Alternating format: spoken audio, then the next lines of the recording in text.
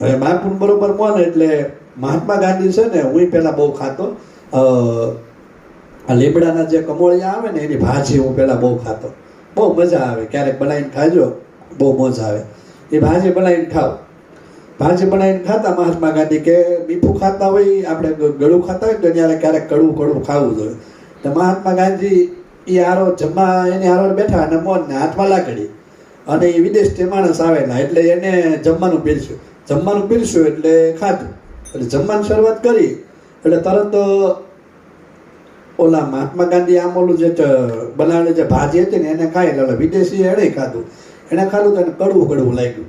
એના હાથો મારું કડવું લાગતું. એને વિચાર આવ્યો કે મારા ઘડીએ બટકે કડવું ખાવું એને કરતાં એકારે કડવું ખાઈ લેવું.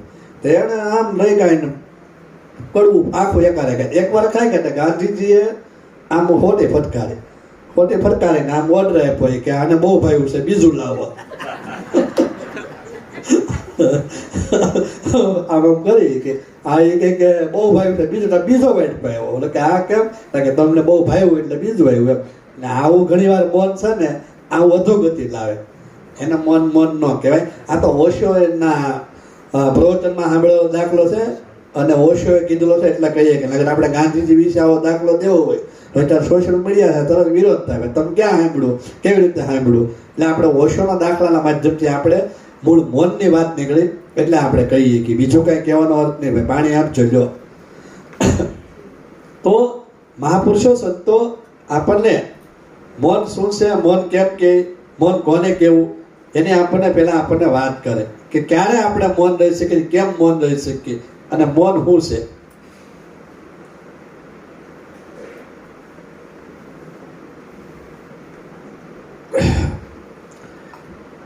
સખી ત્રણેય નદી ત્યાં આવી મળી એવી રે, નથી કેવા જેવી વાત છે જોયા જેવી રે. આ જે ભીતર આપણી અંદર જે દીદારનો જે વિષય થાય છે એ ત્રિવેણી પછીનો આખો વિષય શરૂ થાય છે.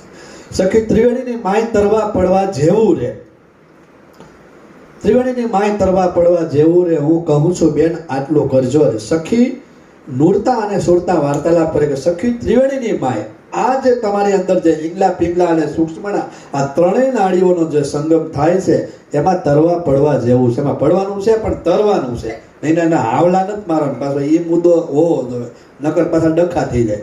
હવે આપણને તરતા ન આવડે ને આપણે ડૂબકીએ મારી તો શું થાય, તો તકલીફમાં મુકાય. સખી ત્રિવેણીને માય તરવા પડવા જેવું રે. હું કહું છું બેન આટલું કરજો રે. સદગુરુ મહારાજ જે આપણને કઈ વાત આપે ને, ગુરુ કહે ને એટલું જ કરવું. પેલો મુદ્દો તો એ, નકર આમાં ઘણા દોઢાયા હોય, ગુરુ કહે કઈક ને કરે કઈક, એ તકલીફમાં મુકાય. ઘણાના આગળ સાઈડ કાપી જાય હોય, એ ડખા બહુ છે મોટા એમ જાય. એમ ગુરુ કરતા હોય ત્યારે શિષ્યો હવાય થવાની કોશિશ કરે. હજી થોડા ઘણું કઈક જ્ઞાન આવડી ગયું એને સાદર લઈ લેવી હોય, એ હા મેં ગુરુ બિચારો ક્યાં જાય. એ એવો હલવાઈ જાય ને કે એના બંધનમાં આવી ગયો, કારણ કે એને જે કાંઈ વાત સમજાવી હોય, જે કાંઈ કીધું હોય એ બધા આળીઓ ખોળ્યો હોય એટલે ઓલા દબ્બે. બાપુ અમને ચાદર આપી દો, ગુરુ મહારાજ અમને ચાદર આપી દો, નકર અમે બીજે વિયાદ આવો એટલે બીજેપીમાં વિયાદ જાય કોંગ્રેસ છોડીને. અને પછી શું થાય, પાર્ટી ચેન્જ ન થાય એટલે બાપુ મુશ્કેલી મુકાય જાય. બાપુ આપી દે ચાદર, આજથી તું આચાર્ય. એટલે એને એમ કીધે ઓહ એટલે મારે શિષ્યો કરવાના, વાહ ભાઈ વાહ. એ જાય ધુબાકા પછી એ આખું લોલ હાલે. એટલે એમ દબાણ આવે એટલે શું કે હું કહું છું બેન આટલું કરજો. સદગુરુ મહારાજ આપણને જે કાંઈ વિધિ વિધાન જે કાંઈ સાધન આપે ને એમાં આપણને એકડે એકથી સમજાવે. સતાર સાહેબ વાણીના માધ્યમથી એમ કહે છે સુરતા નૂરતા વાર્તાલાપ કરે, પણ આપણને સમજાવવા માંગે કે સખી હું જે કહું છું ને આટલું કરજો રે. સખી તરતા આડું અવળું ન જોશો રે. હવે બહુ સરસ મુદ્દો આપ્યો. સખી તરતા આડું અવળું ન જોશો રે. જો જોશો ને તો અવસર ખોશો રે. આડું અવળું જોવું એટલે હું ઘણીવાર દ્રષ્ટાંત આપું કે આપણે તરવિયા છે ને બે પ્રકારના હોય. તેણે જીવનમાં કોઈ માણસને તરતા જોયો ન હોય અને આપણે તરતા જોયો ન હોય અને કોઈ માણસ ડૂબતો હોય, તો એક માણસ ડૂબતો હોય તો એ માણસ ડૂબતો હોય ને તો એમાં હાથ પગ તો હલતા જ હોય. મથુરદાસ ડૂબતો હોય ને તો એમાં હાથ પગ હલતા હોય, પગે હલતા ને હાથે હલતા હોય. અને એક માણસ જે તરતો હોય ને એમાં પગે હલતા હોય ને હાથે હલતા હોય. બેની ક્રિયા હરખી લાગે. તમે જોવો તો એકના હાથ હલતા હોય, એકના પગ હલતા હોય, ને બીજાના જે ડૂબતો હોય ને એના હાથ પગ હલતા. પણ ફરક ખાલી એટલો છે ને કે જેમ તરતા આવડે છે ને એને કળા આવડી ગઈ, હાથ પગ કેમ ફફડાવવા. એમ સદગુરુ મહારાજ છે ને આપણને કળા આપે કે આની અંદર હાલવું ને તો એ કેમ હાથ પગ ફફડાવાના એ કળા આવડી જોવે. હવે આપણને ખબર ન હોય ને મારી ધુબાકા તરતા તો આવડતું નથી, તો તરતા ન આવડે તો શું થાય? તો પછી કોકને એમ લાગે કે આ હાવલા મારે છે, પણ હાવલા મારે પણ કળા નથી એની પાસે. હાથ પગ નકર પગ બે ફફડાવે છે, ઓલો હાથ ફફડાવે, ઓલો પગ ફફડાવે છે, પણ ફરક ખાલી એટલો છે કે જેને તરતા આવડે છે ને એને ખ્યાલ છે કે હાથ પગ કેવી રીતે ફફડાવવા, હાથ પગ કેવી રીતે એમાંથી હલેસા મારવા, એને કળા આવડી ગઈ છે. અને ઓલા કળા નથી આવડતી, એ ડૂબે છે. સખી તરતા આડું અવળું ને જોશો રે, જો જોશો તો અવસર ખોશો રે. જો તમે આડું અવળું જોવા બેહો ને તો અવસર ખોશો રે. અવસર એટલે શું? આ રે અવસરમાં જેને સદગુરુ સેવ્યા, વસ્તુ તો દેહમાં બતાવી સોહાગીલા. આ એક આપણને અવસર મળ્યો છે, આ એક આપણને તક મળી છે, આ એક આપણને મોકો મળ્યો છે. મહાપુરુષો સંતોએ એ જે આપણનો જન્મસ્યો, મનુષ્યનો જન્મસ્યો, એ તો આપણને એક તક અને એક મોકો મળ્યો જ છે. એ તો આપણને અવસર મળી જ છે. પણ મોટામાં મોટો અવસર મારા પોતાની નજરેથી, મારી પોતાની દ્રષ્ટિથી એમ કહું કે આપણને લાખો જન્મના આપણા પુણ્ય ભેગા થયા હોય ત્યારે આપણને મનુષ્ય દેહ ધારણ મળે, મનુષ્ય દેહ આપણને મળે. પણ હજારો, લાખો અને કરોડો પુણ્ય ભેગા થયા હોય, કરોડો પુણ્ય ભેગા થયા હોય ત્યારે આપણને સદગુરુની સંગત મળે, સદગુરુનો સત્સંગ મળે. અને કરોડો અને અબજો આપણા પુણ્ય ભેગા થયા હોય ને ત્યારે સદગુરુની સમીપ આપણને બેહવાનું સાધન મળે. આ મારો પોતાના નજરેથી હું એમ કહું છું કે ત્યારે આપણને સદગુરુનો સંગ મળે. કબીર સાહેબે એક બહુ સરસ વાત કરી કે આ બાબતમાં કે રામ પરવાના ભેજિયા વાચત કબીરા રોય, ક્યાં કરું તેરા વૈકુંઠ જહાં મેરે સદગુરુ કી સંગત ના હોય. રામ પરવાના ભેજિયા, રામે એ કે પરવાનો ભેજો કે કબીર સાહેબ હવે તમારે અહીંયા રહેવું નથી, તમે હવે વી આવો, તમે ઉપર આવતા રહ્યો. પણ કે રામ પરવાના ભેજ્યા વાચત કબીરા રોય, કબીર સાહેબે વાંચી અને રોવાનું આવી ગયું. પણ કહું ક્યાં કરું તેરા વૈકુંઠ જહાં મેરી સદગુરુ કી સંગત ના હોય. ત્યાં મારા સદગુરુની બેઠક ન હોય, મારા સદગુરુની સંગત હોય, એ મારા વૈકુંઠ કઈ કામનું નહીં. તમારા અને મારા કરોડો અને અબજો પુણ્ય ભેગા થાય ને ત્યારે સદગુરુની સંગત આપણને વ્યાવા મળે, ત્યારે આપણને ખ્યાલ પડે. એમ કે આગળ એમ કે સત્તાર સાહેબ એમ કહે કે જો ભૂલ ખાશો તો અવસર ખોશો રે. તમે અને હું સદગુરુના ઘરની આપણે આ વાત સમજ્યા, સદગુરુના ઘરની આ જે અનુભવ જે સમજ્યા ને એ એક આપણને તક મળી છે, અવસર મળ્યો છે. વાત અનુભવવાનો સાધન આપણને એક મળ્યું છે, એ વાત અનુભવવાનો એક અવસર મળ્યો છે. આરે અવસરમાં સદગુરુ સેવ્યા એ તો વાત છે જ તે, પણ સદગુરુ આપણે બધા કરી નાખ્યા, ગુરુ કરી નાખ્યા, પણ એને સેવવાને એ બહુ અઘરું છે. એટલે પ્રીતમ સાહેબને કેવું પડ્યું કે આરે અવસરમાં મનુષ્ય દેહ મળ્યો છે, એ તો આપણા માટે અવસર છે જ તે, પણ આની અંદર જે સદગુરુ મહારાજને આપણે દીદાર કરવા માટે જે આપણે જે આગળ જે ગતિ કરી છે એ પણ એક અવસર છે, મોટા મોટો અવસર. અને એ અવસર ખોવાય નહીં જો આપણા ભાગ્ય હોય તો, પૂર્વની આપણી કમાણી હોય તો. લગર તો ભાઈ ઘણા છે ને આમાં આવીને કેટલા આવ્યા ને કેટલા વ્યાઈ ગયા, આમ કોરી પાટીએ બધા આવ્યા અને વ્યા જાય. પણ એક વાત બાકી છે કે આમાં આપણા નામ નોંધાવી નાખ્યું, એ એક બહુ મુદ્દાની વાત છે. ભલે હાથ અનુભવ્યા હોય, નો અનુભવ્યા હોય, નો કાંઈ થયું હોય, પણ ગુરુના લિસ્ટમાં તો આવી ગયા, આપણે નામ તો નોંધાઈ ગયું. હવે આપણે જ્યારે નિશાળમાં જ્યારે બેહી જ્યારે નવું ખુલે જ્યારે, પણ નામ તો નોંધાઈ ગયું. પછી નામ નોંધાઈ જાય પછી આપણને ભણતર આપે, પહેલું, બીજું, ત્રીજું, ચોથું, પાંચમું, છઠ્ઠું, સાતમું, પછી હાઈસ્કૂલ આવે, પછી કોલેજ આવે. પણ પાછું એમ ભણવામાં હોશિયાર હોય. એટલે ઘણા તો અમુક એવા હોય કે ઠોઠના ઠોઠ જ રહે, નાની ના પડ્યા રહે, 60 વર્ષે ઓહમ સોહમ જ જપતા હોય, હજી બહાર જ ન આવે. હજી કે મને ઘણા એવા મળે 40 વર્ષ થાય કે હજી એમાં ઓહમ સોહમ જ જાય. પેલા પણ તારે ઓહમ સોહમ થી આગળ જવું જ નથી, કે પણ એ છૂટતું જ નથી કે એ ઠોઠ વિદ્યાર્થી જ હોય શું કરે, આગળ કાંઈ થાય જ નહીં. ઓહમ સોહમ થી આગળ છે હું એમ, ઓહમ સોહમ થી આગળ તો ઘણું છે. ઓહમ સોહમ તો તારા ઘટમાં વ્યાપી રહ્યો, એ રવિ કે માય ભપકું દે એને ભાળો. ઓહમ સોહમ તો ઘટમાં છે, પણ એની અંદર જે ભપકું જે દે છે ને એને ભાળવાનો છે, એને જોવાનું છે. એટલે ઘણા એવા હોય કે ઠોઠ વિદ્યાર્થી હોય તો એ પેલા પીડ્યા રહે, એમાં કઈ વાંધો નહીં એમ. ઘણી વાર એવું બને કે ઘણા જે જૂના વિદ્યાર્થીઓ પીડ્યા, નવો વિદ્યાર્થી આવ્યો હોય ને એ એક્ટિવિટીમાં આવી જાય અને એ આગળ નીકળી જાય અને એને ગતિવિધિ થવા મળે. હવે તકલીફ એ થાય કે એને ગતિવિધિ ન થાય ને આને થાય એટલે વાંધો પડે, એટલે મરાય બિચારો ગુરુ હલવાય કે ના અમને કેમ નથી થતો બાપુ, અમે જૂના છીએ, પણ તું સોમ માંથી નવરો પડતો મેળ આવે નો તારો પાર આવે ને. હવે એને કઈ પૂર્વની કમાણી હોય, પૂર્વની બેલેન્સ હોય તો એ આગળ ગતિવિધિ કરી શકે. એમાં પાછું બે વાત હોય, નીકળું કઈ એકલાથી કઈ થાય નહીં.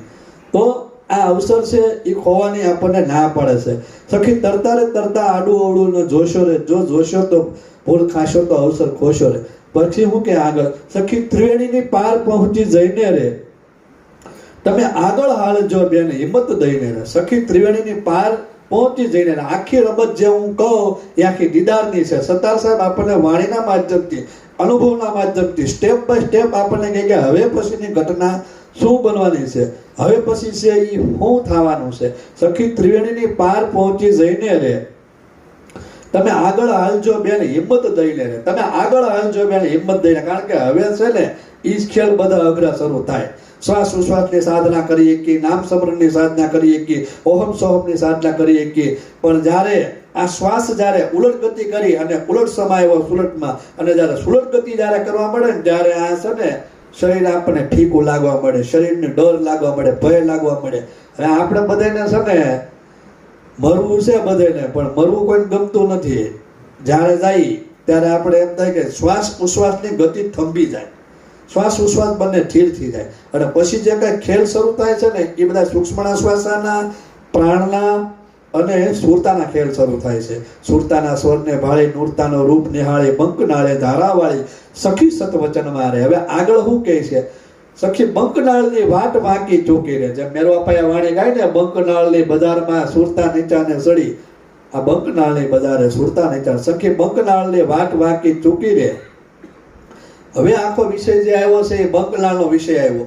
ઘણી વાર હું સત્સંગમાં ગઈ ગયો છું, ઘણી વાર હું આનો ખુલાસો કરું છું. અમારે ઘણા એમ કે ભાઈ બંકનાળ એટલે હું, તો ઘણા એમ કે ભાઈ નાભીની નીચે નાનકડું એવું આપણે વાંક્યા જેવું છે, આપણે નળ હોય ને ઊંધો નળ, એટલે આ છે નાથી શ્વાસ ઊંધો થાય ને એ ઊંધો થાય એટલે એ વંગ એટલે બંક એમ વંગ એટલે વાંકો નાળ એમ બંકનાળ. એટલે પણ બંકનાળ ન્યા નથી મારા બાપ.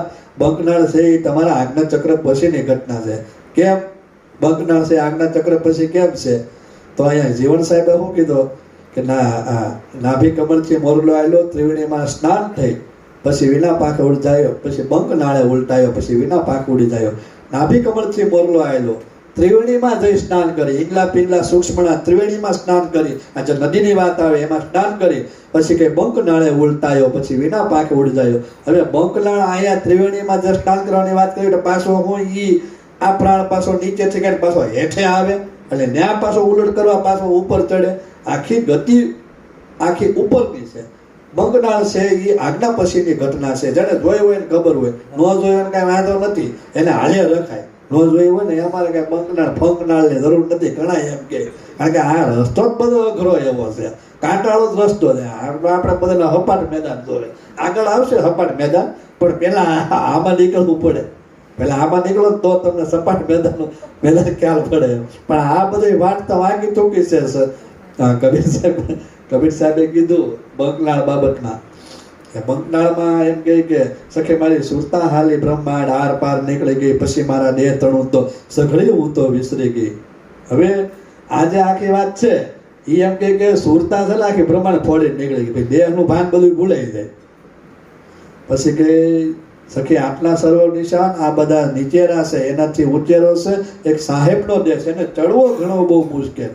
આ બધા નિશાન છે ને ઓહમ ને સોહમ ને શ્વાસ ને ઉશ્વાસ ને નામ ને સમરણ ને ત્રિવેણી ને બંકનાળ ને શૂન્ય ને શિખર ને પિંડ ને બ્રહ્માંડ, એ બધા નીચા છે. સખી આટલા સર્વ નિશાન આ બધા નીચેરા છે, એનાથી ઉચેરો છે ખીમજી સાહેબનો દેહ.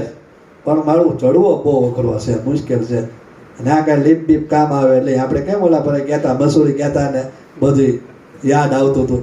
ઘડીક આમ આંકવો લઈ, આ બંકનાળ એવી જ છે, આમ આંકવા ઘોકવા વાળી જ છે. ડ્રાઈવર સારો હોય તો મેળ ખાય, ડ્રાઈવર સારો હોય તો મેળ ખાય. નગર બાપા એ નાખે ખાઈમાં, લકર એ ખાઈમાં નાખે. સખી બંકનાળની વાત છે વાંકી ચૂકી રે, સખી બંકનાળની વાત છે વાંકી ચૂકી રે. તમે ધીમા હાલજો બેન પગલા મૂકીને. અને આમાં ધીમું હાલવાનું છે, આમાં બહુ ફાટ હલાય એવું છે નહીં. ધીમા હાલો એટલે હું પ્રાણની જ્યારે ઉધ્વગતિ થાય, પ્રાણની જ્યારે ઉધ્વગતિ થાય, ઉલટ સમાય સુલટમાં જ્યારે ઉલટ ગતિ થાય, ઉલટમાંથી સુલટ થાય ને ત્યારે એ શ્વાસ જે પ્રાણ છે ને સૂક્ષ્મના શ્વાસની હારે એ ગતિ ધીમી. બંકનાળની ગતિ છે ને હું ઘણી વાર કહું કે નાનું મગજ, મોટું મગજ અને 7 શૂન્યની અંદર એક જે શૂન્ય રમણ કરી છે, જે ઊંધો જે ડ જે છે આપણા ગુજરાતીનો ડ, આવી રીતે આમ, પછી એમાં આમ રેપ, પછી એમાં આમ, પછી એમાં આમ ચોકડી, એવી બંકનાળની બજાર છે. હવે એમાંથી પ્રાણને આવી રીતે આમ ઉધ્વગતિ કરાવવાની. અમે તો મસૂરી ગયા એટલે અમને બધાને બંકનાળનો અનુભવ થઈ ગયો વગર બોલે કે બંકનાળ કેવી, ઉપર ચડે નીચે ચડે, પાછી આમ જાય પાછી આમ જાય, એટલે અમને તકરીબન એમ થઈ ગયું કે બંકનાળ આવી હોય. કાંઈ હિંમતભાઈ એમ, કારણ કે શ્વાસ જ આખો અધર રહે એમ. એમાં કિશનદા બાપુ કામ ન કરે એટલે પાછા આમાં આગળ બી બે બંકનાળની બજાર વાંકી ચૂકીને તમે ધીમા હાલજો બેન, પગલા મૂકીને. જ્યાં ધીમું હાલવા જવું છે, ધીમું એટલા માટે હાલવા જવું કીધું છે કે બંકનાળને ભેદન કર્યા વિના, બંકનાળમાં હાલ્યા સિવાય તમારી સુરતા આસમાને ચડે નહીં. આ મુદ્દો એટલા માટે મારે લેવો પડ્યો. અને આમાં વાણીમાં એવો મેરવાપાને મેં વાણી એટલા માટે ગૌરાવી કે સુરતા નિશાને ચડી જઈ મધ્ય મહેલમાં ખડી. મધ્ય મહેલ એટલે આજ્ઞાચક્ર. આજ્ઞાચક્ર છે ને એને મધ્ય મહેલ કહેવાય. એનો દ્વાર છે. આપણે બધાય ગુરુદ્વારે તો જઈએ પણ આપણે નિજ દ્વારે કોઈ નથી ગયા હજી. આપણે બધાના ગુરુદ્વાર છે પણ આપણો નિજ દ્વાર જે અંદર જે રમણ કર્યું ને, હમારા પંથે ન્યારા હમને બ્રહ્મ વિચારા રે, હમારા પંથે ન્યારા હમને બ્રહ્મ વિચારા રે. આપણો પંથ ન્યારો છે પણ અંદર આની અંદર છે ને આપણે બધા ઠાકોર દ્વારે ગયા, આપણે બધાય ગુરુદ્વારે ગયા, પણ આપણી અંદર જે એક અહોનિશ જે દ્વાર જે રમણ કરી રહ્યો છે ને, ત્યાં જવાનું છે. અને એ જ્યાં દ્વારે જાવ ને એ જ હાસો ગુરુદ્વાર છે. ત્યાંથી સદગુરુના દીદાર શરૂ થાય, ત્યાંથી સ્વરૂપના દર્શન શરૂ થાય. એટલે જે આ આજ્ઞાચક્ર છે ને એ પ્રથમ દ્વાર છે. પ્રથમ દ્વાર છે. પછી તો હાથ શૂન્ય આવે, સાત ત્રિવેણી આવે, પછી ચક્ર આવે, આ બધું પછી આવે. પણ આ મુદ્દો પહેલા જ આવે. આ મુદ્દાને ભેદન કરવું જ પડે, કરવું જ પડે. ગમે એ થાય, પ્રેમથી થાય, સેવાથી થાય, સાધનાથી થાય, યોગથી થાય, સહજથી થાય, પણ થાય ને થાય જ તે. ગમે એ માધ્યમ તો લેવું જ પડે, ગમે એક માધ્યમ લેવું પડે તો જ એમ થાય. સખી બંકનાળની વાટ છે વાંકી ચૂકીને તમે ધીમા હાલજો બેન, પગલા મૂકીને. પછી કે સખી સન્મુખ કૂવો, ઉન્મુખ કૂવો સામે ખાસો ભર્યો રે. ઉન્મુખ કૂવો, જેમ લક્ષ્મી સાહેબે વાણીમાં કીધું, ગગન મંડળમાં ઉન્મુખ કૂવો, વાહા હમિકા વાસા, કોઈ સુકરા હોય તે ભરભર પીવે, ઓલા નુગરા જાય પ્યાસા. આપણી અંદર ભીતર અમૃતનો વાસ છે. આપણી અંદર ભીતર અમૃતનો વાસ છે ને આપણી અંદર વિષનો પણ વાસ છે. પણ આપણી કેવી ગતિ છે, આપણી કેવી મતિ છે એની ઉપર ડિપેન્ડ હોય છે. પશ્ચિમ દેશોમાં એક એવો પ્રયોગ કરવામાં આવ્યો. એક માણસને જેલની સજા થઈ, મરણની સજા અને ફાંસીની સજા દેવામાં અને સજા થઈ. પછી ન્યાયાધીશે એવો નિર્ણય લીધો કે આને ફાંસીની સજા નથી દેવી. આને જેની સર્પનો એ કંઈ ડંખ મારી અને આને એ કંઈ એને મારી નાખો છે. એટલે એને કહેવામાં આવ્યું કે તને હવે ફાંસીની સજા નથી દેવાની, પણ તને સર્પ ડંખ ખરી, સર્પનો ડંખ દેવરાય કરીને તને મારી નાખવાનો છે. એટલે કે વાંધો નહીં, એને તો ગમે ફાંસી હોય કે સર્પ ડંખ કરે. એટલે હું એટલે એના આંખમાં પહેલાં એની પાસે કાળો સાપ લાવવામાં આવ્યો. અને કાળો સાપ લાવી બહુ ઝેરી, કે આ ઝેરીમાં ઝેરી છે, આનીથી 5 મિનિટમાં મૃત્યુ થઈ જાય. એ સાપ લાવ્યા અને પછી આંખેને પાટા બાંધી દીધા, શરીર બધું બાંધી દીધું. અને પછી એની નજીક લાવી અને એને સર્પનો ડંખ ન દીધો. અને છે ને આપણે જ્યાં કાંટા પીન આવે ને એ ટાંકણી એને આપણે કંઈ પગે અડાડી એટલે 5 મિનિટ થયું એટલે એનું મૃત્યુ થઈ ગયું, મરી ગયો. હવે એને સતત 3 દિવસથી કહેવામાં આવતું હતું કે તને સર્પ ડંખથી તને એ કે તારું મૃત્યુ કરવાનું છે, મૃત્યુ કરવાનું છે. સતત 3 દિવસથી આ એને રટણ કર્યું.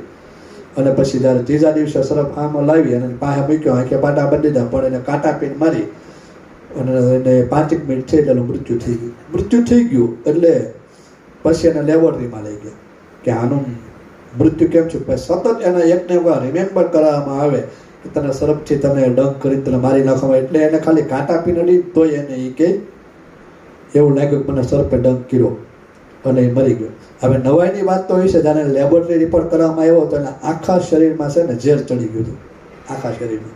હવે બધા જાણતા હતા કે એને કાંઈ સર્પ ડંખ તો કાંઈ કર્યો નથી, એને માત્ર કાંટા પીને નાખવામાં આવી. તો એને ઝેર આવ્યું ક્યાંથી?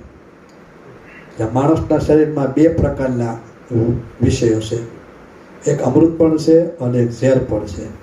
તમારું કેવું વિચાર છે, તમારું કેવું તમે ક્યાં ફોલો કરો છો, તમે કેવું વિચારસરણી કરો છો એની ઉપર આખું તમારું ટ્રાન્સફર થતું હોય છે. તમે અમૃતને સેવન કરો છો કે વિષને સેવન કરો છો એ તમારી ઉપર ડિપેન્ડ હોય છે.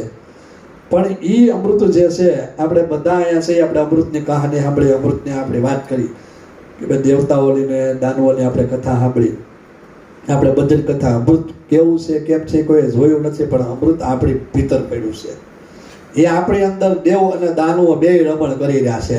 અને મોહિની કહેતા જે આપણી અંદર જે સુરતા રૂપી જે મોહિની જે છે ને, એ દેવ અને દાનવને બેને એ અમૃતપાન કરાવી છે. હવે દાનવ કહેતા કામ ક્રોધ લોભ મોહ છે એને એ જળ પીવડાવી રહે છે, અને દેવ કહેતા જે આપણી અંદર જે સારા જે કાર્યો જે કરી રહ્યા છે, જે આપણા સારા જે કોઈ આપણા વિચારો છે એને અમૃત પીવડાવી રહ્યું છે. તો સખી ઉન્મુખ કૂવો સામે ભર્યો રહે.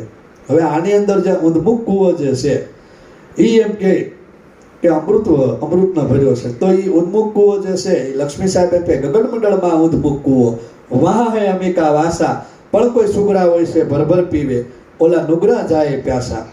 ગગનમંડળમાં ઉન્મુખ કૂવો આપણી અંદર, તમારી અને મારી અંદર, અમારા અનુભવથી વાત કરું છું કે ઘણા એમ કહે છે કે ભાઈ આ જે જીભ છે ને, આ જીભથી આપણે સ્વાદ ચાખી ન શકીએ, પણ જીભ માધ્યમ બને ખરી. કે તમને સ્વાદની ખબર કેમ પડે? પહેલો મુદ્દો એ બને, સ્વાદની ખબર કેમ પડે? જીભ ખાલી માધ્યમ બને.